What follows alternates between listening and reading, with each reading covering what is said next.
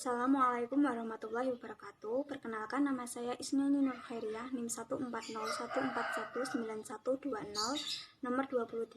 Saya perwakilan dari kelompok 6.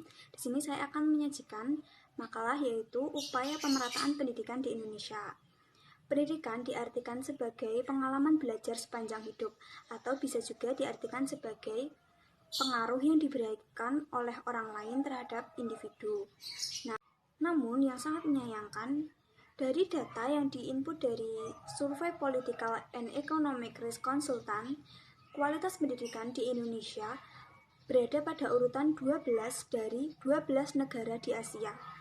Dan data yang dilaporkan The World Economic Forum Swedia tahun 2000, Indonesia memiliki daya saing yang rendah, yaitu hanya menduduki urutan ke-37 dari 57 negara di dunia.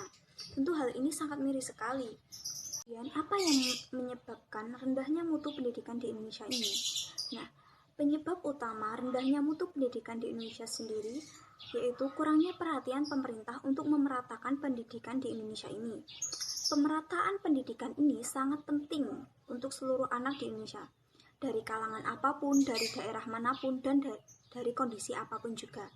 Hal ini penting untuk menunjang masa depan mereka. Lalu, faktor apa saja yang menyebabkan rendahnya tingkat pemerataan pendidikan di Indonesia? Yang pertama, dari letak geografisnya. Seperti yang kita tahu, Indonesia mempunyai wilayah yang sangat luas dan berbentuk kepulauan.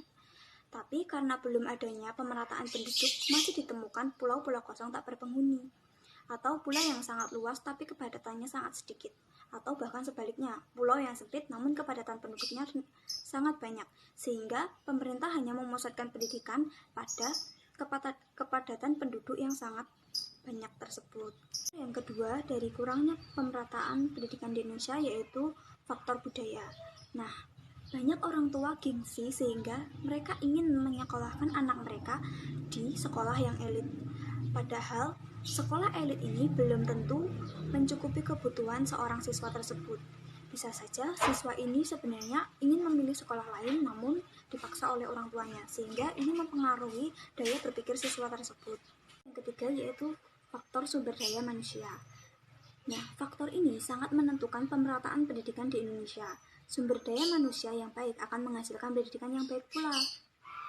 Nah, namun sumber daya yang baik itu belum merata di Indonesia, karena rata-rata sumber daya pendidik di Indonesia hanya terpusat di Pulau Jawa saja, sedangkan di pulau lain sangat sedikit sekali pendidik yang mumpuni atau kompetensinya sangat baik. Ya, ada fokus utama pemerataan pendidikan di Indonesia. Yang pertama, daerah 3T atau daerah tertinggal, terdepan, dan terluar, lalu masyarakat pinggiran, masyarakat kelas bawah, dan pendidikan bagi anak berkebutuhan khusus. Lalu, bagaimana mengupayakan pemerataan pendidikan di Indonesia? Dari upaya pemerataan pendidikan pada daerah 3T bisa dengan cara menempatkan tenaga pendidik yang kompeten dan profesional di daerah 3T, serta kita dapat mendorong mahasiswa untuk mengabdi di daerah 3T. Nah, untuk upaya pemerataan pendidikan di wilayah masyarakat pinggiran, pemerintah dapat menempatkan tenaga pendidik yang handal di wilayah masyarakat pinggiran tersebut, serta semua pihak dapat memberikan motivasi akan pentingnya pendidikan bagi masyarakat pinggiran.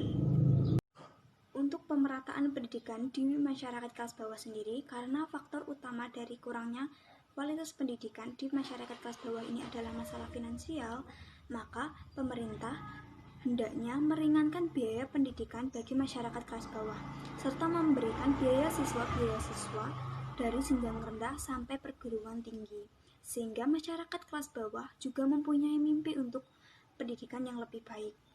Nah, untuk upaya pemerataan pendidikan bagi anak berkebutuhan khusus, seharusnya pemerintah juga memperhatikan anak-anak berkebutuhan khusus di Indonesia ini. Sering kita temui bahwa biaya pendidikan untuk anak berkebutuhan khusus sangat mahal sekali. Jadi, untuk anak berkebutuhan khusus yang lahir dari keluarga yang kurang mampu, kurang bisa menikmati pendidikan untuk anak berkebutuhan khusus tersebut, sehingga diharapkan pemerintah juga memberikan lembaga pendidikan yang murah untuk anak berkebutuhan khusus ini. Sekian, wassalamualaikum warahmatullahi wabarakatuh.